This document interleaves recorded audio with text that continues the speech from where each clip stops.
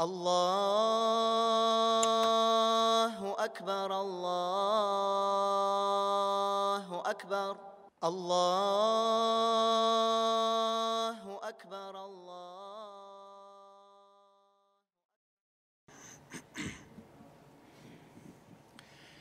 إن الحمد لله نحمده ونستعينه ونستغفره ونعوذ بالله من شرور أنفسنا ومن سيئات أعمالنا من يهده الله فهو المهتد ومن يضلله فلن تجد له وليا مرشدا وأشهد أن لا إله إلا الله وحده لا شريك له وأشهد أن محمدًا عبده ورسوله صلى الله عليه وعلى آله وأصحابه ومن اتبعه barcha ғаламларны юқтан бар қылып, bizni o'zining igi-shigi bo'lmagan s'iy-hurmatlarida, keng ni'matlarida yashatuvchi Rabbimiz Alloh Taolaga ming shukrlarimiz, maqtov va ulug'lovlarimiz bo'lsin. Bizlarga shu haq dinni o'rgatuvchi, bizning uchun eng ko'rkam, eng xayrli o'rnak bo'lgan, bizning uchun bizni tug'dirib o'stirgan ati-anilarimizdan da, o'zimiz o'stira turgan bola aniqlarimizdan da, o'z nafsimiz, o'zimizdan da suyukliroq, qadrliroq bo'lgan Allohning elchisi payg'ambarimizga Allohning salami ham salovati bo'lsin. Aziz qardoshlarım, eng ilk o'zimni, onlarsin sizni taqvolikqa chaqiram. Alloh Taolaning emrlerini o'tagiz.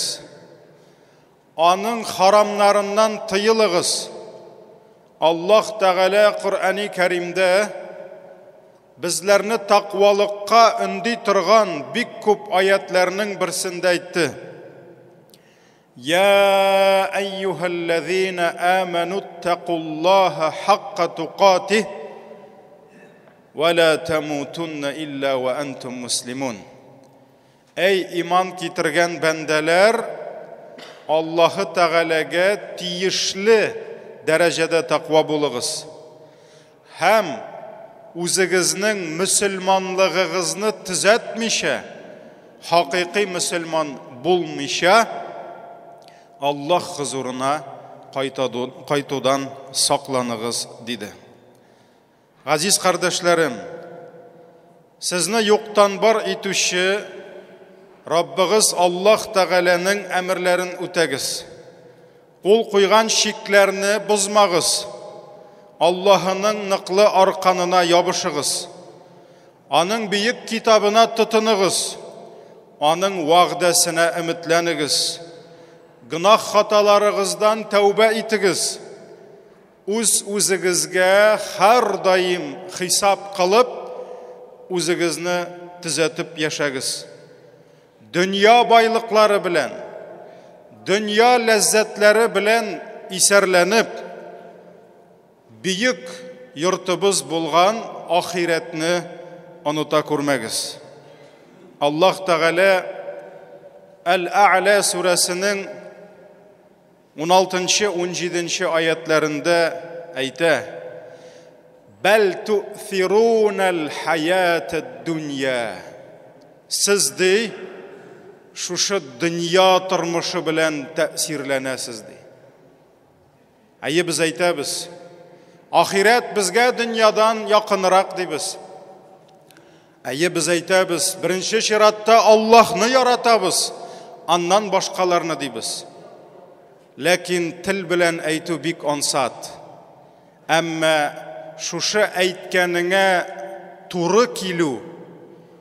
Shundan da turmushda o'zingga nindidir qiymatlarni qo'yganda ahiretni birinchi o'ringa qo'yu, dünyani ahiretning ortına çıgaru ayhay jingilish tugil. Чөнки дөнья ул якын. Дөнья ул күренә. Дөньяны тотып, капшап, кабып карарга була. Ахиретне безгә шайтан ерак итеп күрсәтә. Шуңа күрә безнең халәтебез шул. Аллаһ Тәгалә бәл ту'thirунал хаятад дөнья ди. Сез һаман дөнья белән тәэсирләнәсез ди. Дөнья сезнең күңелегездә ди. Вал ахирату хайру ва абqa. Ләкин ахирет йорты ди. Ул хәерлерәк ди. Бу дөньядагы ризыклар, бу дөньядагы ләззәтләр бик каты күңелебезне әсир итсә дә, без белергә тиешбез. Ахирет байлыклары, ахирет ризыклары, ахирет ләззәтләре хәерлерәк ва абqa. Һәм алар мәңгелек ди. Чөнки бу дөньяда нәрсәгә генә хуҗа булсаң да, бүген ул бар, иртәгә юк. Яшьлек китә, байлык бетә, сәламәтлек какшап, авыруга әйләнә, гомердә үтеп китә. Әмма ахирет ул мәңгелек. Газиз кардәшләрем, безне юктан бар итүче, кайгыртучы Раббыбыз Аллаһ Тәгаләнең бер үзенә гыйбадәт кылыйк. Ул безне ризыкландыра. Ул безне тормышыбыз дәврендә саклап, яклап килә. Тормышыбызның һәр мизгелендә, һәр эштә, һәр адымда Аллаһ Тәгаләнең ярдәменә таяныйк. Аллаһ Тәгаләгә тәвәккәл кылыйк. Һәм белик, кеше башка берәүгә түгел, хәтта үзенә дә һич бер файда китермәс. Һич бер зыяннан саклый алмас. Аллаһ Тәгаләнең әмреннән башка. Әгәр дә адәмнәрнең берсе Аллаһ Тәгаләнең ярдәмен өмет итсә, һәр бер эштә Аллаһ Тәгаләгә таянса, Аллаһ Тәгалә аны саклый. Аллаһ аны яклый. Шуңа күрә Аллаһ Тәгалә Әл-Гимран сүрәсенең 160-нчы аятында әйтте: «Иян-суркумуллаху фәлә галибә ләкум». Әгәр сезгә Аллаһ ярдәм итсә, сезне беркем дә җиңә алмас диде. Әгәр дә сезгә Аллаһ Тәгаләнең ярдәме килсә, фәлә галибә ләкум. Җирдә дә, күктә дә сезне җиңүче булмас ди. Аллаһ Тәгаләнең ярдәме килсә. Ва ин яхзулкум фәмән зәлләзи янсурукум мин бәъдих. Әгәр дә Аллаһ сезне ярдәмсез калдырса, ниндидер сәбәп белән, Аллаһ сезне үзенең көченнән, ярдәменнән мәхрум итсә, Аллаһ Тәгалә әйтә, аннан башка сезгә кем ярдәм итәр ди? Кем сезгә килеп, Аллаһ сезне мәхрум иткәннән соң, кем сезгә ярдәм итәр ди? Ва алаллаһи фәльятаваккалил муъминун. Шуңа күрә Аллаһ Тәгаләгә таянсыннар. Аллаһка тәвәккәл кылсыннар иман ияләре, мөэминнәр диде Аллаһ Тәгалә. Тәвәккәллек җәмәгать. Калбың белән, йөрәгең белән Аллаһ Тәгаләгә таянып, аның ярдәменә, аның саклауына, яклауына ышану. Нәрсә ул тәвәккәллек? Имам Газали әйткән, Аллаһ Тәгаләнең Әл-Вакил дигән исеме бар. Татарда да вакил, представитель дип әйтәләр. Ягъни һәр бер эш вакилгә тапшырыла, Аллаһ Тәгаләгә тапшырыла. Һәм ул гына бар эшне тапшыруга, йөрәкләр ышанып, аңа таянуга лайыклы зат булып тора ди. Шуңа күрә гарәп телендә Тәвәккүл сүзенең мәгънәсе, телдәге мәгънәсе, әгәр дә син бер эшне үзең булдыра алмасаң, ягъни бу эштә син гаҗиз булсаң, син шушы эшне башкара ала торган башка берәүгә тапшырасың. Һәм менә бу телдәге тәвәккүл сүзенең мәгънәседер. Һәм шуннан да җәмәгать, без татарларда вәкил дигән сүз бар. Хәтта җитәкчелек, мәсәлән, ил башлыгы, ул шул ук Рәсәйне алсак та 80-нән артык булган регионга көн сайын барып, ул кешеләрне карый алмый. Ул кешеләрне кайгырта алмый. Шуңа күрә нишли? Патша һәр җирлеккә, регион булсынмы, губерния булсынмы, республика, ничек кенә атамасак та, анда ул үзенең вәкилен, әмирен билгели. Мәсәлән, булды ислам дәүләтләрендә халиф, халифның булды билгеләгән һәрбер җирлектәге әмирләре. Менә шушы җирлектәге җитәкче, безнең инде илгә карасак, ул губернатормы, әле бездә президент булып килә, Аллага шөкер, шулай бит. Алар патшаның вәкилләре. Алар шушы җирлектә карап, тикшереп торалар. Менә шуңа күрә Раббыбыз Аллаһ безгә мөмкинлек бирә. Аны бөек кодрәт һәм көч иясе Аллаһны үзебезнең эшләребездә вәкил итеп куярга. Син үзеңнән торганны эшлисең, ә калганын кемне вәкил итеп куясың? Аллаһ Тәгаләне вәкил итеп куясың. Син хезмәт кылып, хәләл ризыгыңны балаңа, хатыныңа, гаиләңә алып кайтасың, аларга тәрбияңне бирәсең, калганын нәрсә дисең? Раббым, гаиләмне, үземне, балаларымны сиңа тапшырам. Тәвәккәл кылам дисең, чөнки син беләсең, Аллаһ аның кодрәте, аның көче һәр нәрсәгә җитә. Шуңа күрә җәмәгать, тәвәккәл кылу, Аллаһы Тәгаләгә ышанып, аңа тапшыру эшләреңне. Аңа тапшыру эшләреңне һәм кешенең тәвәккәллеге ул аның турыдан-туры иманына кайта.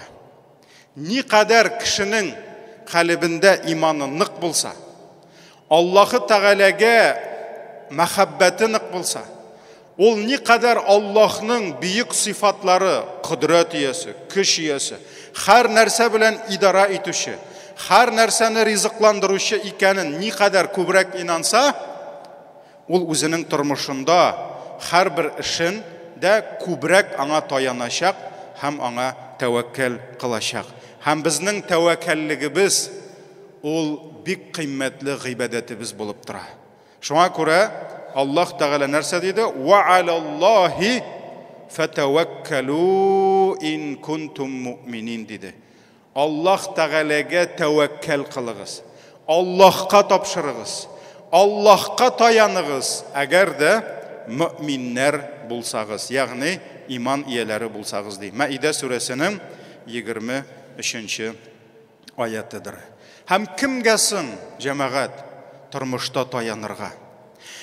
Адәм баласы кай вакыт үзендә булган күпмедер көч, мал-мөлкәт, мөмкинлекләр белән шуларны күреп, шайтан аңа вәсвәсә кылып, бераз тәкәбирләнергә яратса да, мин үзем дип күкрәк сугырга ашыкса да, адәм баласы бик загыйф. Һәм аңа тормышта гел таяныш, опора кирәк. Һәм кеше сәүдә итәме, бизнесын алып барамы, ниндидер эшкә тотынамы, ул һәр вакыт үзенә таяныш эзли. Менә монда җәмәгать кемгә барып таяна инде? Кемдер үзенең дусларына таяна. Ләкин яхшы чакта дусны бит аны аңлап булмый. Начар чакта кем икәнен, бәлеш ашаганда кемнең кем икәнен белеп булмый. Шулар белән дус булып йөри дә, кирәк вакытта дусты хыянәтче булып чыга. Кемдер үз тормышында акчасына таяна. Ул уйлый, менә минем Аллага шөкер күп акчам бар, минем гомеремә генә түгел, башкаларга да җитә. Ләкин бер көнне ярык тағарак возле разбитого корыта дип әйтәбез, утырада кала. Бер мизгелдә бер тиен акчасы калмый. Кемдер ниндидер абзыйына, Фәләновичка таяна. Ләкин кичә ул абзый иде, бүген инде ул абзый түгел булып чыга. Шуңа күрә җәмәгать мәхлукларга таянсаң, менә шулай тотынсаң, ул сына да китә, йыгыласың да китәсең. Шуңа күрә мөселман кешесе үзенә таяныш итеп мәхлукларны түгел, халыкны алырга тиеш. Аллаһ Тәгаләне алырга тиеш. Аллаһ аның акчасы бетмәй, аның дәрәҗәсе бетмәй, һәм кемгә Аллаһ Тәгалә тели аңа бирә, кемнекен тели тартып ала, кемне күтәрә, ва ту'иззу ман таша, ва тузиллу ман таша. Кемне телисең син күтәрәсең, кемне телисең син төшерәсең. Шуңа күрә Әл-Фуркан сүрәсенең 58-нче аятында Раббыбыз нәрсә ди? Ва таваккал алал хайй. Син тормышында таянды тире булган затка. Положись на вечно живого, аллази ла ямут. Кайсысы бер качанда үлмәде. Положись на вечно живого, который никогда не умрет ты. Никогда его власть не покинет ты. Никогда он свои силы не потеряет ты. Шуңа күрә кемгә таянык тормышта дигәндә, таянык без мәңге тире булган. Мал мөлкәте шиксез булган, кудрәте шиксез булган, рәхмәте шиксез булган Аллаһ Тәгаләгә менә шул вакытта безнең таянган таянышыбыз бер кашанда ватылмас, бер кашанда җимерелмәс, бер кашанда юкка чыкмас. Ләкин җәмәгать таяну белән бергә адәм баласы үзеннән торганында эшләргә тиеш. Аллаһның дине һәр мизгел, һәр эштә, хәтта кичкенә генә эштә дә Аллаһка таянырга чакыра. Аллаһка өмет итәргә чакыра. Дуганы Аллаһтан сорарга чакыра. Ләкин адәм баласы үзеннән торганны ул үзе эшләргә тиеш була. Һәм бу да шәригатьнең бер кануны булып тора. Шуңа күрә Аллаһ Тәгалә Коръәни Кәримдә Ниса сүрәсенең 71-нче аятында нәрсә диде? Я айюхаллазина аману хузу хизракум ди. Эй иман китергән бәндәләр ди, саклык чараларын күрегез ди. Ягъни үзегездән торганны үзегез эшләгез ди. Миш башында ятып, Аллаһ миңа ризык язды, ризык язылган ул тишне сындырып булса да кирә дип хезмәт итмичә, кәсеп кылмыйча, үзеңнең ялкаулыгыңны җиңеп тырышмыйча тәвәккәл кылу ул тәвәккәллек түгел җәмәгать. Ул таяну түгел, ул салыну дип атала. Син таянмыйсың, син башкаларга салынасың. Шуңа күрә миш башында ята, дуга кылып, хатын эшли, бер кыз килгән, мөслимә, ирем бер кая эшләми ди. Син әйтәм, бер кая эшләмәгәч, мотор итеп киенгәнсең, сеңлем. Ашыйсыз, эчәсез, каян аласызсың дигәч, хәзрәт ят әйтергә, әтиебез карый ди. 20 ел мине карап үстерде, ди, һаман һәр мине дә карый, киявен дә ашата ди.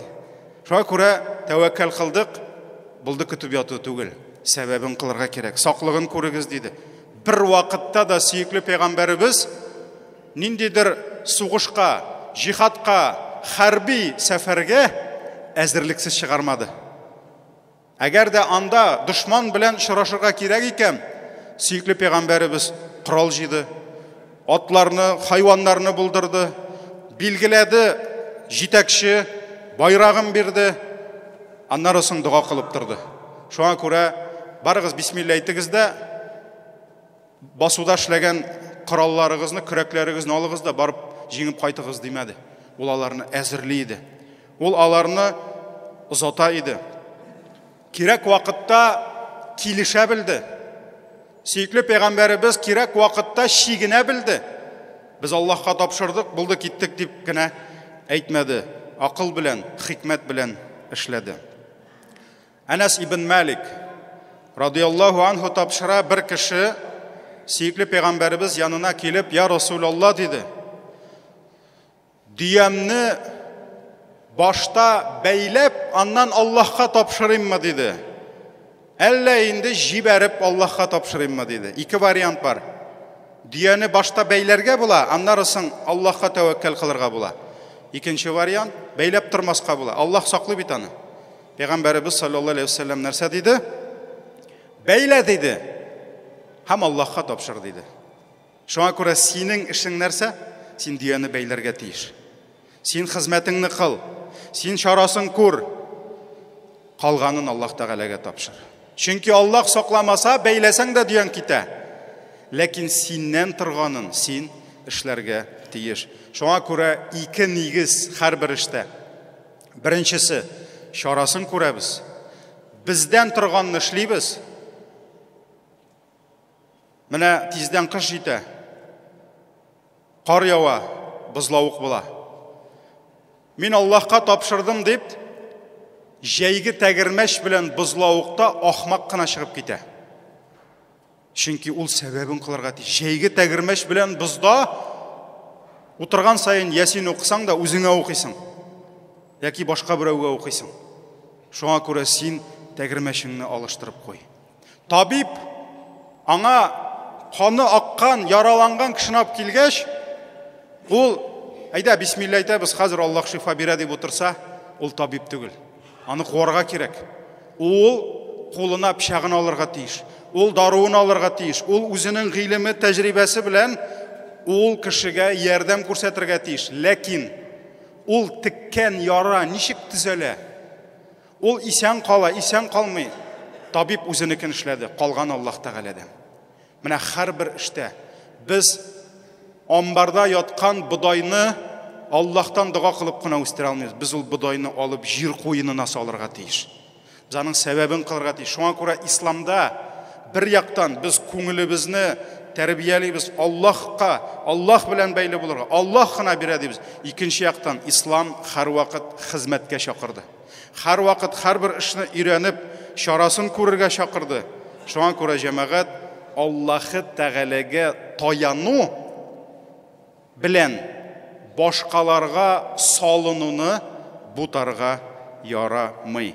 Şuna göre bar şunday kişiler hiçbir hizmet kılasıları kilmey. Hiçbir sebep, hikmet kursetesileri kilmey. Allah'ı Teala'ga gine tevekkel kılıp yaşaysileri kile. Sahabeler zamanında Yemen jirliginden bir türküm hacılar kildi. Kişilerge haber taraldı, ul hacılarının ni akşaları yok, ni yolga rizık, proviziyaları yok, bir nerseleri yok. Şundan soň Ömer ibn Hattab onlarını şakırdı da siz kimlerden bulasız diye. Kimlersiz diye. Şundan soň bular ayttılar, biz Allah'ı Teala'ga tapşıruşular diye. Yani seferge çıkıp gitkenler aşarlarına yok. Akşa almaganlar bir nindi seferinin şarasını kurmaganlar. Bismillah çıkıp gitkenler. Ömer ibn Hattab siz kimler digeç? Biz Allah'a tevekkel kılışılar dedi. Şundan soň Ömer ibn Hattab aytdı, yok dedi. Siz Allah'a tayanışılar tügül, siz kişilerge salınışılar dedi. Birersi meni şunda aşatır ali jellep. Birersi meni birir ali aşka otur meselanda yaxşı kişiler köp hacılar bittip, siz kişige salınışılar dedi. Allah'ı Teala'ga tevekkel kılışı, Ömer aytdı, in ilik urluğun jirge saladı. Anlarsın Allah'a tapşıradı. Şuna göre urluqni salarga kerek, rizqni alırga kerek, hizmetini kılırga kerek, yaranı tigirge kerek.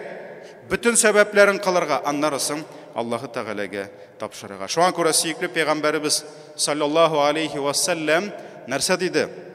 Sina fayda kitire tırgan nerselerge umtul dedi. Стремись к тому, что принесет тебе пользу в жизни dedi.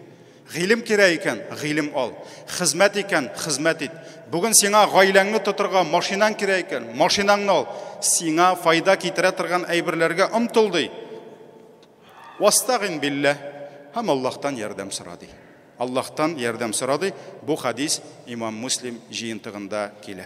Şuna göre aziz kardeşlerim, Rabbimiz Allah yüreklerimizni bir uzu bilen beylep, Turmushimizda har bir ishda, har bir adımımızda Allah'ның ярдәмен сұрап, Allah'ның ярдәменә, аның рәхмәтенә тапшырылып, таянып яшәргә Раббым насип итсен. Һәм үзебезгә дә Аллаһ күпме гыйлем, көч, саулык, акыл, тормыш тәҗрибәсе, хикмәт биргән булса, шушы Аллаһ биргән ниғмәтләр белән чарасын күрергә, сәбәбен кылырга, хезмәт итәргә һәм Аллаһка тапшырырга Раббым насип итсен. Баракаллаху лана ва лакум фил Кур'анил азим ва нафагъна бил аяти ва зикрил хаким. Иннаху хувал гафурур рахим. Allahu akbar, Allahu akbar, Allahu